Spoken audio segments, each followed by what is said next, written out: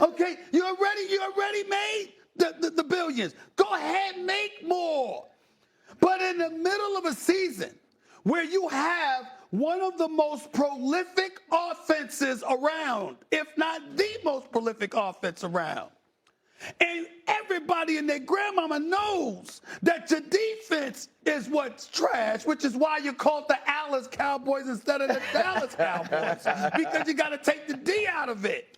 With Micah Parsons being gone and not being able to get to the quarterback, and now you got to sit up there and contemplate what we can do to better position ourselves so my $60 million quarterback, who's been balling, who's an MVP candidate, regardless of what just happened in Denver last weekend. I mean, to know what they're giving you and to know what they're, why would you say that? We all know I got love for Jerry. Come on, man, I'm looking forward to seeing him Monday, but my God, why would you say something like that? Dak Prescott would have been totally justified if he had said, man, that's effed up. That's effed up. You don't need to be saying something like that, man. Maybe you didn't mean it, but now I need to call you, or I need to walk up, because it ain't that long of a walk. I'm here to tell you, I've been at the start.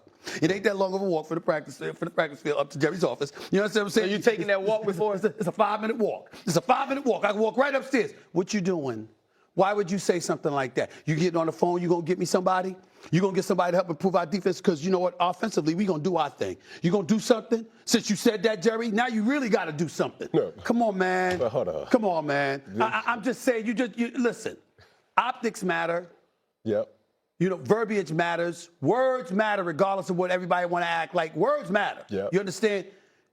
You cannot say that, Jerry. You cannot say that. And I applaud Dak for handling it the way he did, because he actually said a lot, even though he didn't say it. You knew exactly what Dak was alluding to, and I give him credit for that. Very disappointing in Jerry's comments. You're telling Jerry?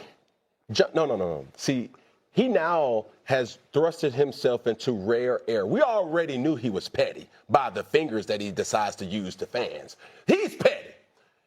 With that comment, he's basically done went from Jerry Jones to Jerry Jacoby Jones, because that ain't, you know what I'm saying? That he literally said, you're not about to tell me what I can do when I know exactly who I am and what I need to do. So that 5-minute walk better come with a little tiptoeing too, because you're not going to tell me, what are you doing? It's my team. Now, this is the thing that we all have seen Jerry Jones do right in front of our eyes. It's play possum. Oh, man, I don't know what's going on. He's going to say something. True. He's going to say something, even with your interview with him. He did it. Yes, he did. He played possum. And he knows exactly what he's doing, and he's extremely intentional for what he's doing. Now, the thing that Jerry Jones knows, like everybody knows, he knows what he has to fix. But if you don't think that Jerry Jones and his sons are trying to make a groundbreaking play that's really going to put people at, oh, man. Just because when he shows you that, oh, man, he played too much, he also shows you his brilliance from the business side as well as running a team. We've seen this, how he did Micah Parsons. So, yes, is it the professional way to mention $100 billion, $100 billion? Well, you already got 16. Just give me one, half of it at least. I would appreciate that. But at the same time, we all know that Jerry Jones is well equipped of doing and being in this position and still thriving too. I disagree with that. I don't think Jerry Jones is well equipped to be in the position of running a team. Now, we do know that Will McClay runs the team there. Will McClay makes a lot of the personnel decisions, and that's why the draft has been so good. Now, Jerry Jones makes all of the other decisions. As my grandfather was getting older, whenever I would be nervous whenever one of my cousins or my aunties would come over who had got a little fluffy, because he didn't have the thing in his brain that would stop him from being like, girl, you pregnant? Right? And so, but we would always have to say, oh, man, you know Patata ain't mean it like that. Like, he ain't mean that. That's where Dak is with Jerry Jones now. Dak understands who he's defending. Dak knows exactly who he is. That's why he had the smirk on his face when he goes, this man's never lied to y'all about who he is. Now, Cam could be right as well. He could be having something working behind the scenes that they're trying to get a Trey Hendrickson, that they're trying to get a Max Crosby. But even if they aren't, what you gonna tell him? I told y'all at the beginning of the season, it is more important for Jerry Jones to make money than to win Super Bowls. And because of people like Stephen A. Smith, who is bringing the great first take down to Dallas to Cowboys Nation, strap in because we're entering a pivotal moment in our season. The trade deadline is looming, opportunity is knocking, and one name keeps rising to the surface: Russell Wilson. Yes, you heard that right. The veteran QB who once commanded Super Bowl wins and Pro Bowls might just be the piece Dallas slides into the chessboard, not only as a playmaker, but as a statement. Let's dive in, unpack how this makes sense, what it means, and why it matters right now for the Cowboys. First, the context. The Giants signed Wilson this offseason, giving him a one-year deal, but things haven't gone as planned. According to sources, the New York Giants may yet trade him ahead of November 4.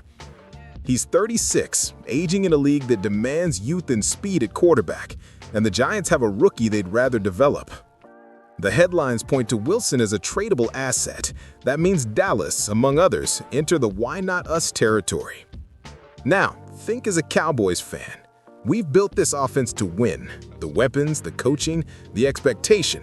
But what if we brought in Wilson's experience? What if we took a quarterback who knows how to win, how to lead, how to read defenses, and placed him in Dallas with a system ready to maximize him? Suddenly, we're not just talking about adding a body, we're talking about adding a cerebral quarterback. Some would ask, does it fit? Is Wilson still capable? Critics point to his struggles this season. For example, he completed just 59.1% of his passes, with a 78.5 passer rating through his first few starts this year. But let's be real, those are numbers, not the whole story. A change of scenery, the right system, the right supporting cast, these can reignite a career. And Dallas has that supporting cast. What we're hearing, Wilson's salary is modest in NFL terms this year, which makes a trade more feasible. We're hearing teams view him as available, and we're hearing Dallas is in the market for help. Across the roster, not just defense, this is about window, timing, readiness. The Cowboys organization knows the deadline day won't pause its clock just because we're still deciding. So let's play out the why for Dallas. Why would we trade for Wilson? Because we want to win now, because the offense is ready to dominate, because the roster has holes elsewhere, yes, but a quarterback change sends a message. We're going for it. It changes how opponents prepare, how they breathe, how they game plan. Imagine a Wilson in Dallas under center, with CeeDee Lamb and George Pickens running routes, maybe shifting as needed, the offense morphing into something unpredictable. The defense might gain confidence too, knowing the offense is engineered to execute. Momentum builds, the locker room hums, the city turns. That's the vision. Now that why not voice? Some will say Wilson's age is an issue. Some will say his recent performance puts risk on the table. Some will say the fit might not exist. But I'll counter, we face risk if we don't act. We face risk if we settle. If we assume the status quo will carry us where we want to go, winning championships. Dallas isn't in hope mode, they're in execute mode. This Wilson rumor, it represents a bold step, a recalibration, a push to elevate. Here's how it could play out. The deal happens, Wilson comes in, he shares reps, he mentors, he throws his experience into the mix. The Cowboys' offense becomes more creative, plays open, mistakes shrink. Pressure flips to the defense we face. We win more margin, we win tight games. The Cowboys' brand of football returns, relentless, calculated, complete. What I find most encouraging is this is not wish casting. Analysts have listed Wilson among legitimate trade candidates. Reports highlight him as available for a song, a low-cost swap, making Dallas's interest plausible. That tells you the window isn't closed, it's cracked open. It says Dallas has leverage. It says they have the blueprint. Now, Cowboys Nation, it's your time. Do you believe Wilson and Dallas makes sense? Do you think it shifts the narrative? Do you believe the front office sees this as the move?